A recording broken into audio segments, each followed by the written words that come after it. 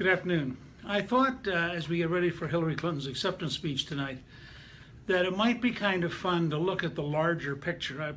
As you know, I was in Cleveland and Calista and I went to the entire Republican National Convention. I've been following closely the convention because I was doing some analysis with Fox, and I wanted to see what was happening and how the Democrats were handling Philadelphia. The biggest thing that strikes me is that if you really back up and look at the two conventions, almost like an anthropologist, I mean, not trying to get into nitpicking and partisanship, but trying to get a feel of what's going on. Why are there these two radically different visions of reality?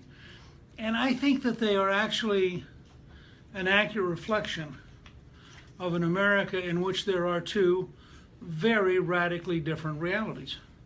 I think on the one side you have a Republican and many independents and a few Democrats who feel that the country's on the wrong track, that government's not working, that we're not facing up to the reality of international terrorism, that we have problems with crime in America, and that our economy simply is not producing the kind of jobs and certainly not producing the kind of take-home pay we need to be comfortable as a people. So that was last week in Cleveland. So let's talk about the Cleveland view and the Philadelphia view.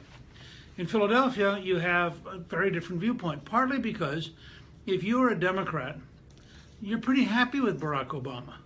He's at about 50% approval rating. Almost all of that's Democrats. So they get up in the morning and think, you know, it's very exciting. We have an African-American president. Michelle Obama has proven to be a terrific First Lady. She has been a remarkably good mother. She's a very positive person in many ways. She gave a great speech. To be fair, it was a terrific speech, and people would learn a lot by studying how well she did. So a lot of Democrats get up in the morning, they're pretty happy. Now, the Sanders faction is not happy.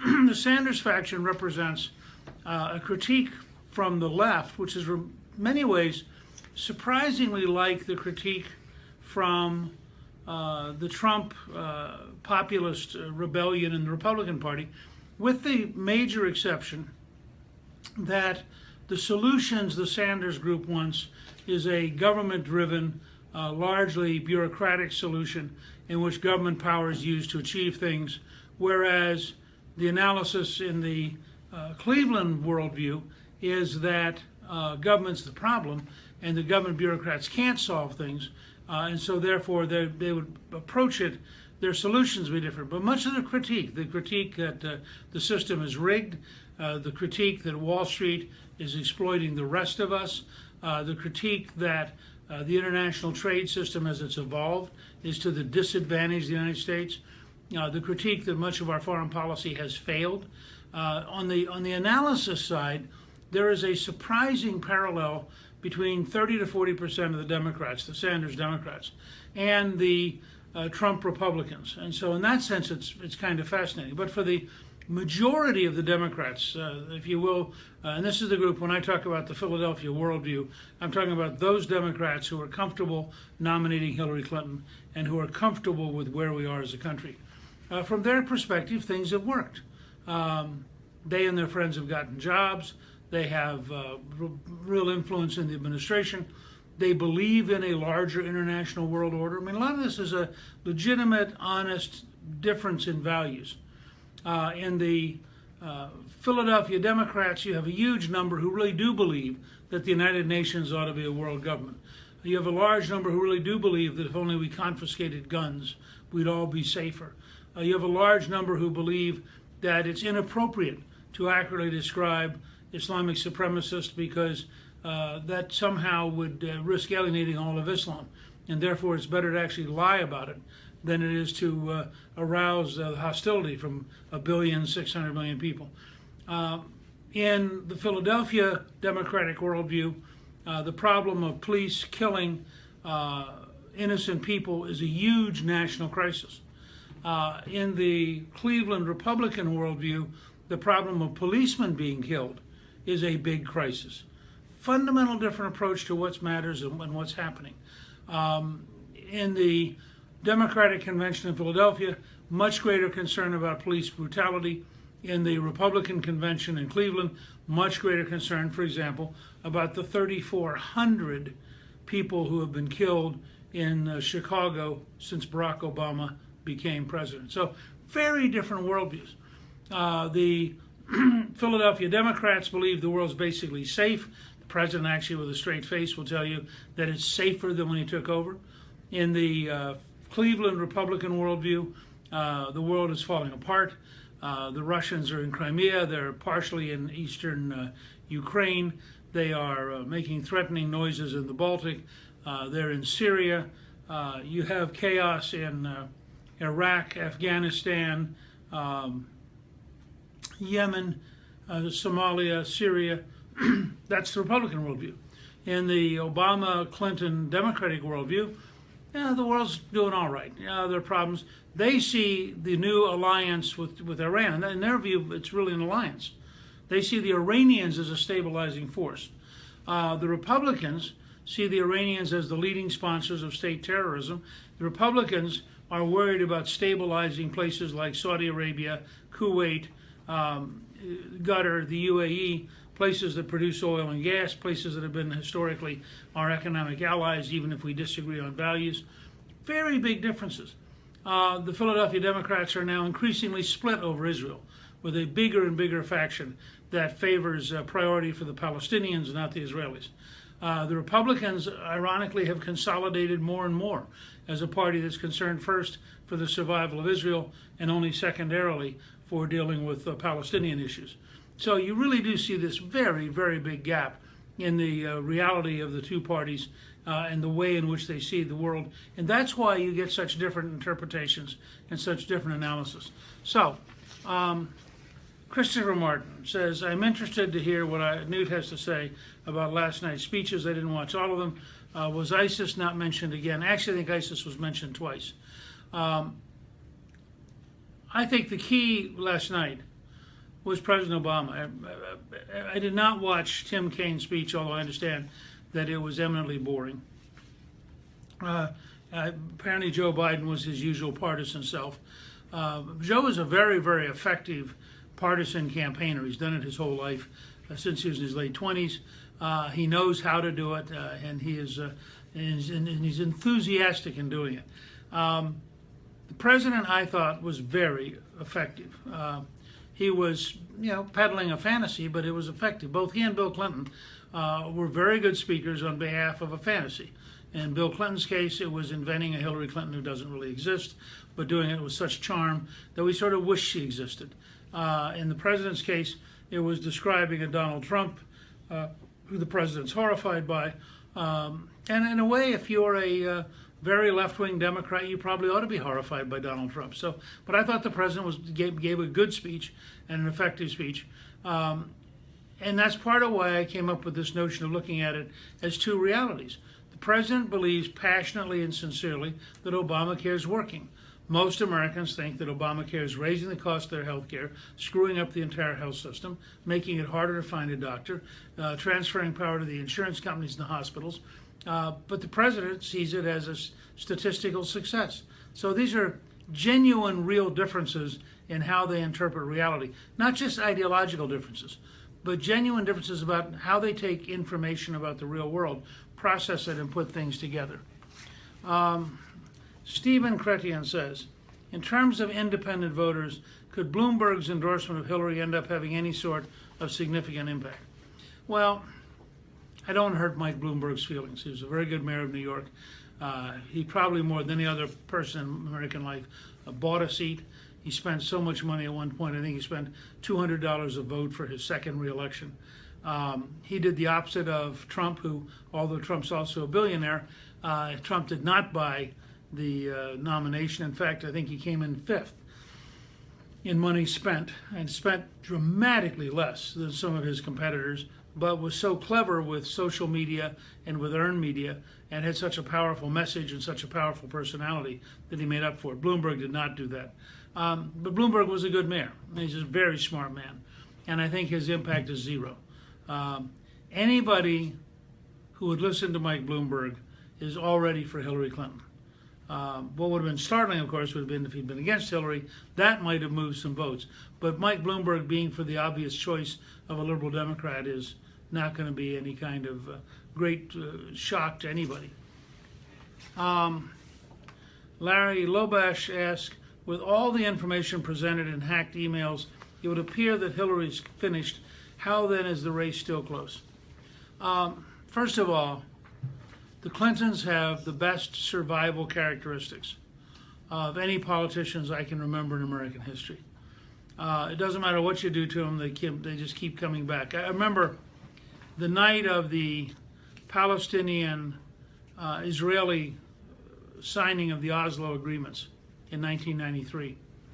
President Clinton invited me over. I was the Republican whip at the time.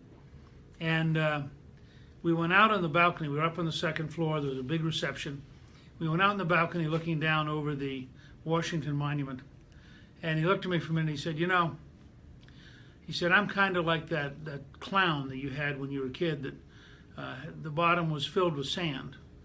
And you could knock it over and it would gradually come back up again because the sand would settle and bring the clown back up again. And I nodded yes, and he said, I'm just like that clown. He said, I'm not very pretty, and you can knock me down, but I'm going to come back up again. And that sort of captured, for all the time I've known Bill Clinton, that captured as much as anything, his real underlying sense of himself.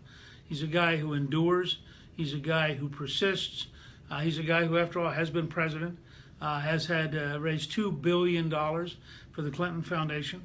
And while you and I may think a lot of those gifts are dubious, and we may think they even crossed the line occasionally and broke the law, $2 billion is a lot of reason to think you're doing okay. Now his wife, through similar persistence, is the Democratic nominee. And so, you know, I think their attitude is, you know, they just keep coming at you. And she has a large base of supporters for for two reasons. One is ideological values. People on the left really don't want to see a conservative Supreme Court. They really don't want to see the Second Amendment protected. They really don't want to see a Republican in the White House just because of core differences about ideology and values. Second, a very large part of the Democratic coalition depends on government for money. They need your tax dollars to function. The government employee unions, the teachers unions, the contractors, the Washington lobbyists. There are a ton of folks who depend on big government to make a living. All of them are for Hillary. She can't do anything bad enough to get rid of them because they see her as their gravy train and as their source of income for the next 8 years. So they're going to stick with her. Having said all that, she's gradually, clearly getting weaker. All the new information about her is digging in. I think she's going to have a very hard election this year. And you'll notice, nobody's tried to answer any serious charges. There hasn't been a word about the corruption of the Clinton Foundation. There hasn't been a word about 33,000 deleted emails. There hasn't been a word about 76 secret meetings in the Secretary of State's office with potential donors. I mean, you go through all the different things she's being attacked for. They're not answering any of them. Their theory is talk about anything else, hope it'll go away, try to outlast it. And they've had a lot of success doing that over the years. So this is still a fight. I don't care what we learn about Hillary Clinton. I don't care what new information comes to light. This is still going to be a fight because she's very tough, her husband's very tough, and their allies are absolutely desperate that they win. Diane Harry LaMonica, is there a chance Hillary can still be in trouble about the emails? Well, sure. I mean, if you just, you know, I watch this stuff and I'm amazed as a historian. 33,000 deleted emails?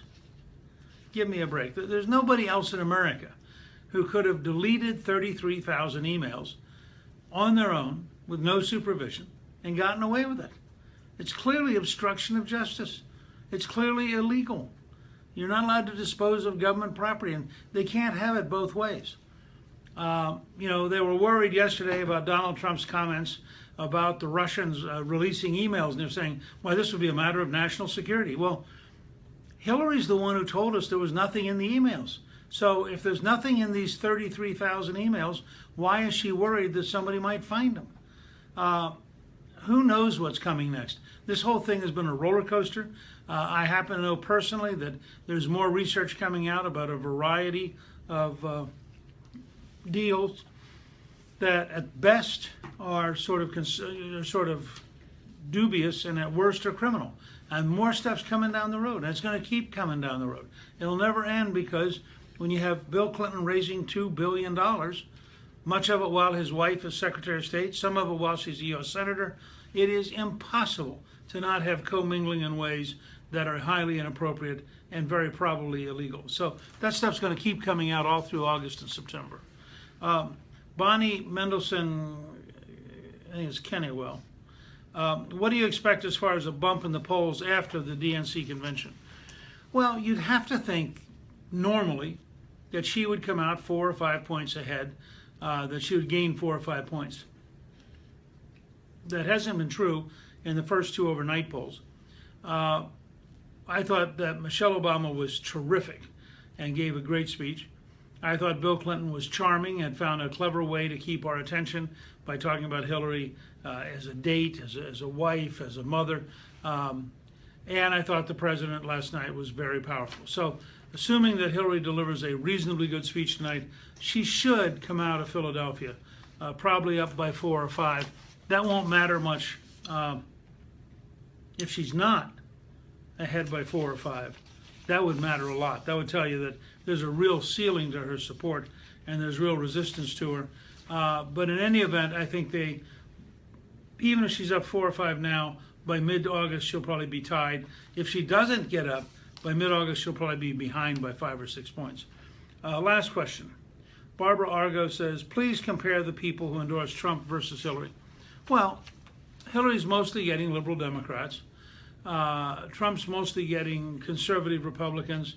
Trump's getting a new generation of business leaders who are coming in, people who've not been in politics before, and they're busy helping raise money, helping put together the campaign. Trump's also getting endorsed from people who are coal miners, people who are from Appalachia. I mean, he is assembling a new coalition and a new majority.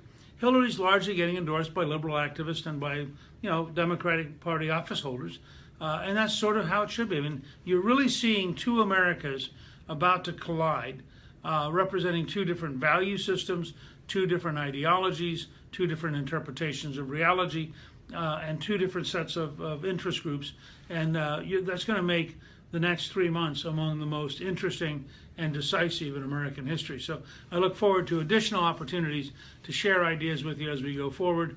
And again, you can always go to gingrichproductions.com. You can sign up for our 2 free weekly newsletters.